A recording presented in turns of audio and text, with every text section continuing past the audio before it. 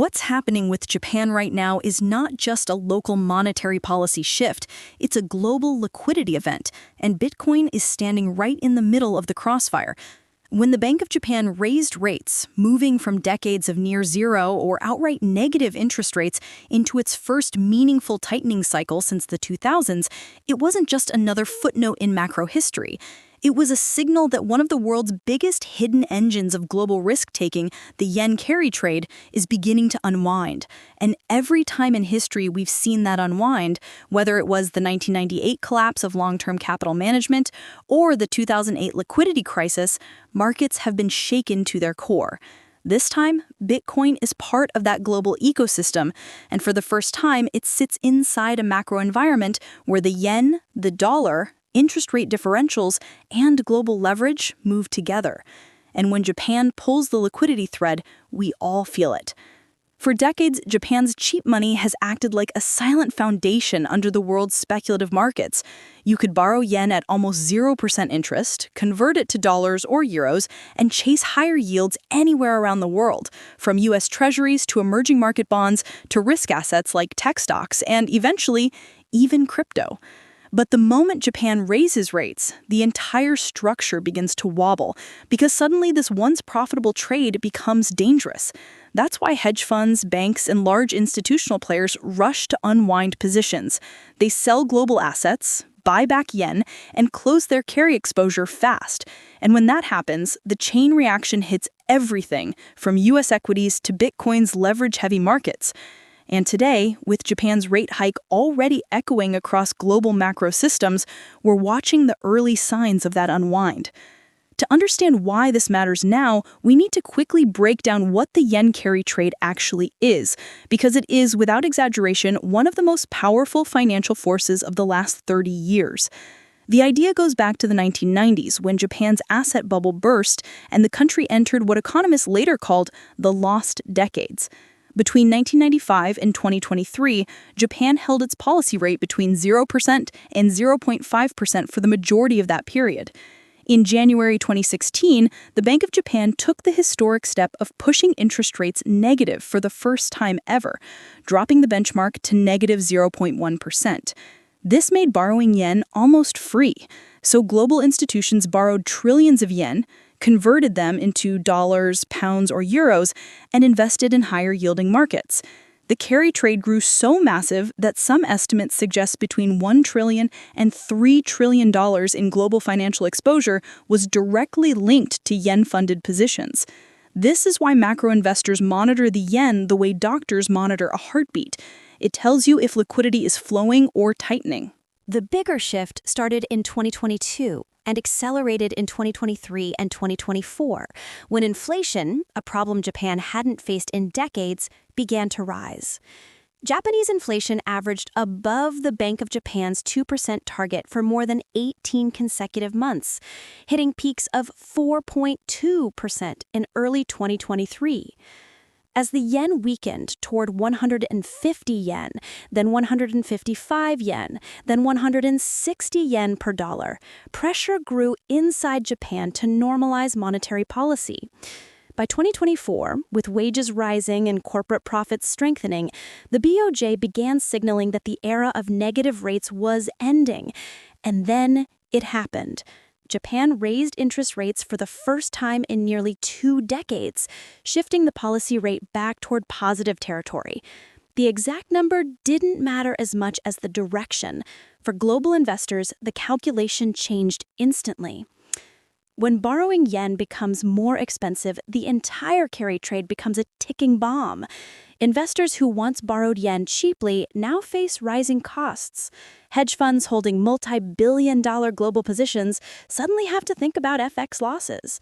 Leveraged funds have to close trades, banks unwind exposures. Everyone is forced to buy yen to repay what they borrowed. And that sudden yen demand strengthens the currency, which then forces even more liquidations around the world. It's a feedback loop, and historically, every yen surge has caused a risk-off environment globally. This is how the unwind begins. Investors sell assets everywhere else: tech, bonds, emerging markets, commodities, and yes, digital assets like Bitcoin. And if we ignore this mechanism, we miss the entire macro picture that explains why Bitcoin can suddenly drop 5%, 10%, or even 20% without any crypto-specific news. It's not about FUD. It's about liquidity. And Japan is one of the biggest global liquidity valves ever created. Bitcoin sits directly in the line of fire because of how the modern crypto market evolved from 2020 to 2025. When Bitcoin first launched in 2009, it was isolated, an experiment outside the financial system. But today, Bitcoin is fully integrated into global risk markets. Institutional funds hold it. Derivatives tied to it are traded across Chicago, Singapore, and Hong Kong. Leveraged perpetual futures dominate volumes. Global macro hedge funds use Bitcoin as both a liquidity expression and a volatility hedge. And in this environment, Bitcoin's price reacts not just to crypto developments, but to global liquidity cycles, especially cycles triggered by the unwinding of leveraged carry positions. We saw a version of this in March 2020, when global liquidity froze due to COVID uncertainty, and Bitcoin fell more than 40% in 2 days. We saw it again in May and June 2022, during the tightening cycle after inflation hit 40-year highs in the US. And we saw it in late 2023 and early 2024 when Treasury yields spiked. In each case, Bitcoin didn't fall because of Bitcoin. It fell because liquidity was disappearing globally. And a yen carry unwind is one of the fastest liquidity drains on Earth. Right now, we're in a position where Bitcoin funding rates have been elevated across major exchanges. Open interest has climbed into the tens of billions, and institutional desks in Asia, many of which operate with yen-related liquidity, are heavily involved in Bitcoin derivatives. This is why when the yen strengthens abruptly, we often see long positions in Bitcoin get liquidated.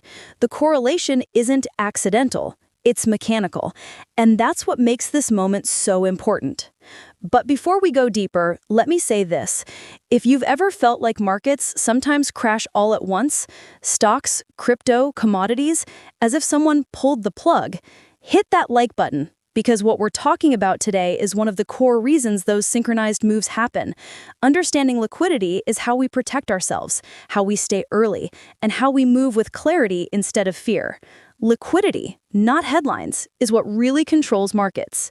Now, stepping back into the analysis, one thing that people underestimate is Japan's direct and indirect exposure to crypto. For example, Japan legalized cryptocurrency as a form of payment as early as 2017. Japanese exchanges like Bitflyer, Coincheck, and GMO have historically been among the top global trading venues. Japan's 2022 crypto law updates, especially around stablecoins, created some of the clearest rules in the world. In 2023 and 2024, major Japanese investment funds began exploring digital asset allocation as part of long-term diversification. So even though Japan isn't as loud a participant as the US, the liquidity tied to Japanese institutions is massive.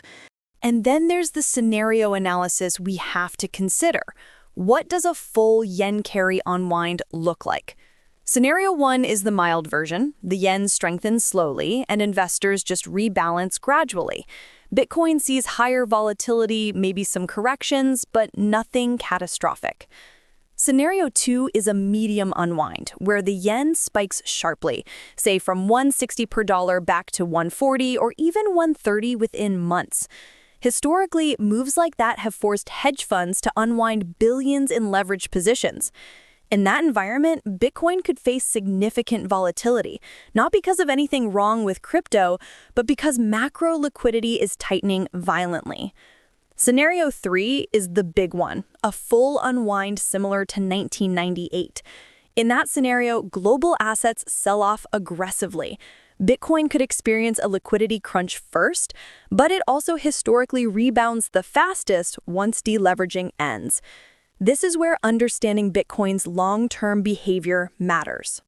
Because when we zoom out, Bitcoin behaves in a unique pattern around macro liquidity shocks.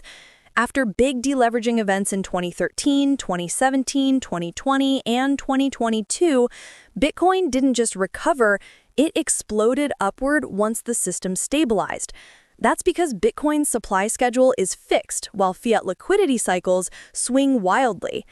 And Japan's tightening cycle could ultimately weaken the yen long term, making Bitcoin more attractive to Japanese investors seeking an alternative store of value. On the global stage, Japan's move affects the US too. The Federal Reserve watches yen movements closely because yen unwinds impact treasury demand, equity markets, and dollar liquidity. This affects stablecoins, Bitcoin ETF flows, and institutional risk models. A weakening or strengthening yen can influence Bitcoin indirectly through how global investors rebalance between safe assets and risk assets. When we look at the bigger macro picture, everything starts to make sense. Bitcoin was designed for moments like this, moments when fiat currencies become unstable not just in emerging markets, but in major economies. Japan is the world's third largest economy. Until recently, it was the last major country holding on to negative rates. Now that reality is unraveling. And whenever a decades-long policy structure unravels, the effects spread everywhere. The world is stepping into a new era where monetary policy cycles are no longer synchronized. Some countries are tightening, some are easing, some are fighting inflation, and some are fighting deflation. And in the middle of all this, Bitcoin acts like a global liquidity mirror, reflecting the stress, the fear, the risk-off phases, but then becoming the place where long-term capital flows once the dust settles. As we close this breakdown, here's what we need to internalize. Japan raising rates is not just another headline on a quiet news day. It's the beginning of a structural shift in global liquidity. And we can't predict every move, but we can recognize when a major macro lever is being pulled. The yen carry unwind is that lever. Hedge funds feel it, banks feel it, and Bitcoin, integrated into global markets more deeply than ever before, feels it too. If we want to stay ahead of these moments and understand the forces that move markets before the trend shows up on the chart, make sure you subscribe, because we break down the macro shocks most people don't even see until after they hit.